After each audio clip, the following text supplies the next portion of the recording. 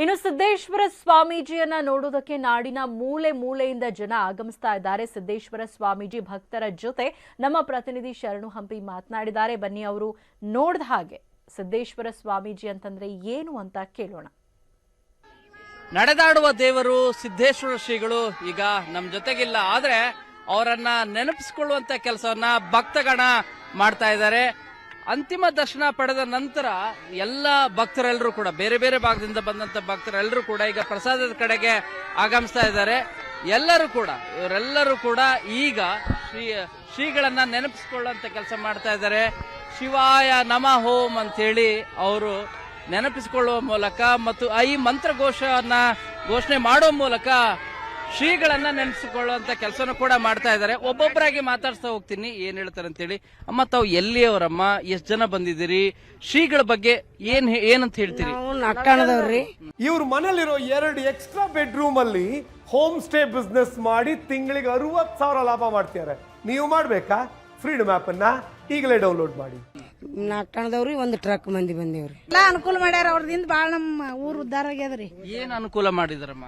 ಎಲ್ಲಾ ಜನರಿಗೆ ಚಂದ ಎಲ್ಲಾ ಜನರು ಚಂದ ಇರ್ರಿ, ಚಲೋ ಬುದ್ಧಿ ಕಲೀರಿ, ಗುಣ ಚಲೋ ಕಲೀರಿ, ಎಲ್ಲಾ ಅನುಕೂಲ ತಮ್ಮ ಕಳಕಳಕ್ಕೆ ನಮ್ಗೆಲ್ಲಾ ತಿಳಿಸಿ ಬಿಚ್ಚ ಹೇಳ್ಯಾರಿ.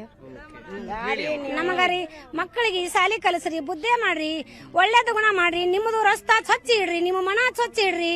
ನಿಮಗ ದೇವರ ಅಂತಾರಲ್ಲ ಬುದ್ಧಿ ಕೊಡ್ತಾನ. ನೀವು ಭೂಮಿ ಒಳಗ ದುಡಿರಿ, ಭೂಮಿ ಒಳಗ ದುಡಿದ್ರೆ ನಿಮಗೆ ಏನಮ್ದು ಸಾಕ್ಷಾತ್ ಅಲ್ಲೇ ಭೂಮಿ ತಾಯಿ ಅಂದರೇನು ಆ ಭೂಮಿ ತಾಯಿ.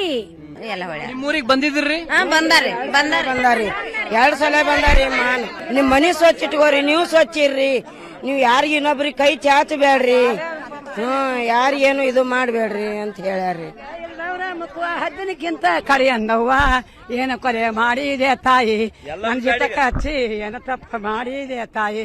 ಜಕ್ಕಂತೆ ಮಾಸ್ತರ ಬಂದು ರೇಟಾಯಿಕ ಕಲಿಸಲಿಲ್ಲ, ಸೋಟ ಶಿಕ್ಷಣ ಬರೆಯಲಿಲ್ಲ. ಸಾಧು ಸದ್ಗುರು ಹೇಗೆ ಬಂದಲ್ಲಿ ಹೋಗಿ ನೋಡುನ, ನಿಜ ಮುಕ್ತಿ ಬೇಡುನ. ತಾವು ಎಲ್ಲಿಂದ ಬಂದಿದ್ದೀರಿ ಸರ್? ಶ್ರೀಗಳ ಬಗ್ಗೆ ಶ್ರೀಗಳು ಹೇಳ್ತಿರ್ಲ. ಶ್ರೀಗಳು ನಡೆದಾಡುವ ಮಾತನಾಡುವ ಪ್ರತ್ಯಕ್ಷ ದೇವರು. ಇಂದು ಸೂರ್ಯ ಮುಳುಗುವ ದೇಶದಲ್ಲಿ ಸೂರ್ಯ ಮುಳುಗಿದಂತಾಗಿದೆ. ಇಂದು ಇವತ್ತಿನ ದಿನಮಾನದಲ್ಲಿ ಒಂದು 20 ಲಕ್ಷ ಜನಸಂಖ್ಯೆ ಎಲ್ಲ ಕಡೆ ಹಳಾಳಾಗಿದೆ. ರಾಜ್ಯ, ದೇಶ, ವಿದೇಶಗಳಲ್ಲಿ ಸಹಿತ ಅವರ ಬಗ್ಗೆ ಹಳಳೆಯನ್ನು ಮಾಡಲಿಕ್ಕತ್ತಿರುತ್ತಾರೆ.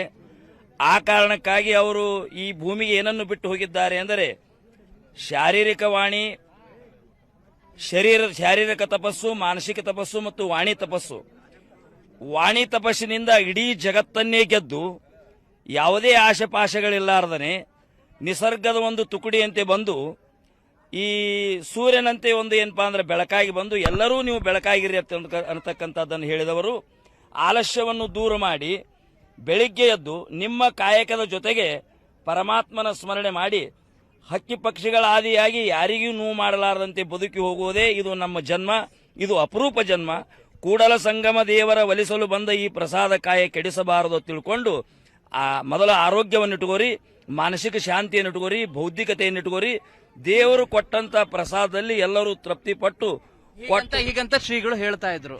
ಎಸ್, ಖಂಡಿತ ನಿಜವಾಗ್ಲೂ ಕೂಡ. ಯಾಕಂದ್ರೆ ಭಕ್ತಗಣ ಏನಿದೆ ಬಹಳಷ್ಟು ರೀತಿಯಾಗಿ ಎಲ್ಲರೂ ಕೂಡ ಅಂತಿಮ ದರ್ಶನವನ್ನು ಪಡೀಲಿಕ್ಕೆ ಬರ್ತಾ ಇದ್ದಾರೆ. ವಿಜಯಪುರದಿಂದ ಕ್ಯಾಮರಾ ಪರ್ಸನ್ ಯೋಗೇಶ್ ಜೊತೆ ಶರಣು ಹಂಪಿ, ನ್ಯೂಸ್ 18 ಕನ್ನಡ.